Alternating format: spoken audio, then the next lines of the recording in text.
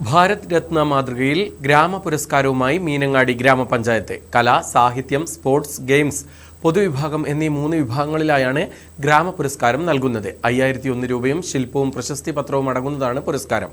ഈ മാസം 27-ന് മീനങ്ങാടി പഞ്ചായത്ത് പൊതു സ്റ്റേജിൽ വെച്ച് പുരസ്കാര വിതരണം നടത്തും. റിപ്പബ്ലിക് ദിനത്തിൽ രാജ്യം പരമോന്നത സിവിലിയൻ ബഹുമതിയായി നൽകുന്ന പുരസ്കാരമാണ് ഭാരത് രത്ന. പഞ്ചായത്ത് പരിധിയിൽ വ്യത്യസ്ത വിഭാഗങ്ങളിൽ പ്രശസ്തരായിട്ടുള്ള ജീവിച്ചിരിക്കുന്നവരോ മരിച്ചുപോയവരോ ആയ ആളുകളെ വാട്സാപ്പിലൂടെ തെരഞ്ഞെടുക്കുവാൻ പഞ്ചായത്തിലെ പൗരന്മാർക്ക് അവസരമൊരുക്കുകയാണ് മീനങ്ങാടി ഗ്രാമപഞ്ചായത്ത്.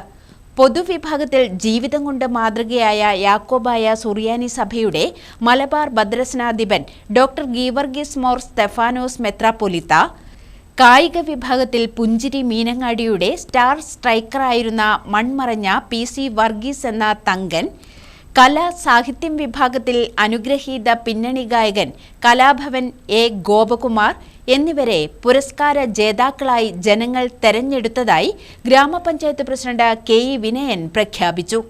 വ്യത്യസ്ത മേഖലകളിൽ പ്രാവീണ്യം തെളിയിക്കുകയും വ്യക്തിമുദ്ര പതിപ്പിക്കുകയും ചെയ്ത ഒട്ടനവധി ആളുകൾ നമ്മുടെ പ്രദേശങ്ങളിലുണ്ട്.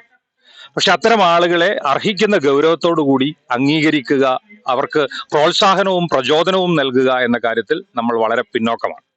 അത്തരം ഒരു ഘട്ടം ഒരു ഗ്രാമം നൽകുന്ന പ്രോത്സാഹനം, പ്രചോദനം എന്ന നിലയിലാണ് ഗ്രാമപഞ്ചായത്ത് ഗ്രാമപുരസ്കാരം 3 മേഖലകളിലായി ഏർപ്പെടുത്തിയിട്ടുള്ളത്.